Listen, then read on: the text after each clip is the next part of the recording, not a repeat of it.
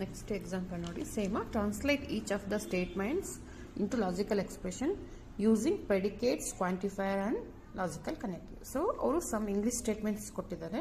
So ಈ statements ನಾವು logical ಕನೆಕ್ಟಿವ್ಸ್ ಮತ್ತೆ ಪ್ರೆಡಿಕೇಟ್ ಕ್ವಾಂಟಿಫೈರ್ ಕನ್ವರ್ಟ್ ಮಾಡಬೇಕು. ಅದನ್ನ ಯೂಸ್ ಮಾಡಿಕೊಂಡು ಲಾಜಿಕಲ್ ಎಕ್ಸ್ಪ್ರೆಷನ್ಸ್ಗೆ ಕನ್ವರ್ಟ್ ಮಾಡಬೇಕು. ಸೊ ಅದಕ್ಕೆ ನೋಡಿ ಇಲ್ಲಿ ಆ ಮೇನ್ ಕ್ವಶನ್ ಅಲ್ಲಿ 5 ಸಬ್ಸ್ ಕ್ವಶನ್ಸ್ ಇದಾವೆ. ಫಸ್ಟು ಯಾವುದ್ರ ಬಗ್ಗೆ ಅವರು ಹೇಳ್ತಿದ್ದಾರೆ ಅಂದ್ರೆ ನಾವು ಅದನ್ನ ಐದು ಸೆಂಟೆನ್ಸ್ ಓದ್ಕೋಬೇಕು. ಸೊ 5 ಸೆಂಟೆನ್ಸ್ ಓದಿ ನಾವು ಫಸ್ಟ್ ಪ್ರೆಡಿಕೇಟ್ಸ್ ಬರ್ಕೋಬೇಕು, ಆಮೇಲೆ ಕಂಡೀಷನ್ಸ್ ಅಪ್ಲೈ ಮಾಡಬೇಕು. ಓಕೆ, ಫಸ್ಟ್ ಎ ಕ್ವಶನ್ ನೋಡಿ. Question A, something is not in correct place. Something is not in correct place.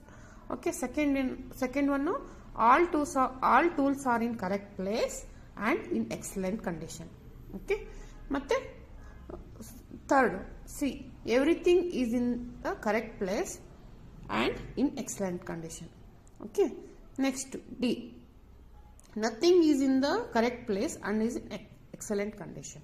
Okay, ಮತ್ತೆ E ಏನು, one of your tools is not in the correct place but is in excellent condition.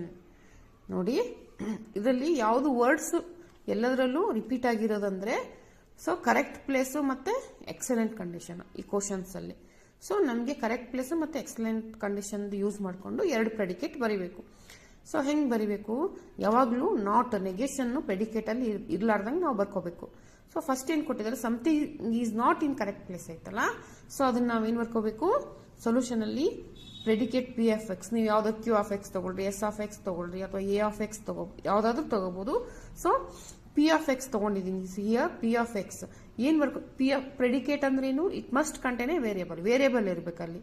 So something is not in correct place ಐತಲ್ಲ, so ಅಲ್ಲಿ correct place ಅಲ್ಲಿ ನಾವ್ ಏನ್ ಬರೀಬೇಕು, X variable add ಮಾಡಬೇಕು. So last ವಿಡಿಯೋದಲ್ಲಿ ನೋಡಿದ್ವಿ ಅಲ್ಲ, ಪ್ರೆಡಿಕೇಟ್ ಹೆಂಗ್ ಫಾರ್ಮ್ ಮಾಡಬೇಕು, ಯೂಸಿಂಗ್ ಇನ್ಸರ್ಟ್ ಮಾಡಬೇಕು, insert or add the variable in sentences, then it will become a predicates. ಹೌದಾ, ಫಸ್ಟ್ ಪ್ರೆಡಿಕೇಟ್ ಏನು, P of X is in the correct place. So ನಾವಿಲ್ಲಿ ಅವ್ರೇನ್ ಕೊಟ್ಟಿದ್ದಾರೆ, ನಾಟ್ ಕೊಟ್ಟಿದ್ರಲ್ಲ, ಅದನ್ನ ಯೂಸ್ ಮಾಡಬಾರ್ದು ನೆಗೇಷನ್. ಯಾವಾಗಲೂ ನೆಗೇಷನ್ ಆಮೇಲೆ ಅಪ್ಲೈ ಮಾಡಬೇಕು, ಬಟ್ ಪ್ರೆಡಿಕೇಟ್ ಬರೀಬೇಕಾದ್ರೆ ಕರೆಕ್ಟ್ ಫಾರ್ಮಲ್ಲಿ ಬರೀಬೇಕು. Okay, P of X is in the correct place, ಇದು ಒಂದು ಪ್ರೆಡಿಕೇಟ್ ಆಯ್ತು. ನೆಕ್ಸ್ಟ್ ಏನು ವರ್ಡ್ಸ್ ಸೆಂಟೆನ್ಸ್ ಅಲ್ಲಿ ರಿಪೀಟ್ ಆಗಿದೆ ಅಂದ್ರೆ ಎಕ್ಸಲೆಂಟ್ ಕಂಡೀಷನ್. ಸೊ ಯಾವುದೋ ಒಂದು ಟೂಲು ಎಕ್ಸಲೆಂಟ್ ಕಂಡೀಷನ್ ಇದೆ ಅಂತ ಅದು ರಿಪೀಟ್ ಆಗಿದೆ. ಸೊ ನೆಕ್ಸ್ಟ್ ಏನು, second predicate R of X, ನೀವು ಕ್ಯಾಪಿಟಲ್ ಇ ಆಫ್ ಎಕ್ಸ್ ಬರೀಬಹುದು, ಯಾಕಂದ್ರೆ ಎಕ್ಸಲೆಂಟ್ ಕಂಡೀಷನ್ ಇದೆ ಅಲ್ಲ. ಸೊ ಎಕ್ಸಲೆಂಟ್ ಹೈಲೈಟ್ ಮಾಡುತ್ತಂದ್ರೆ ಯು ಕ್ಯಾನ್ ರೈಟ್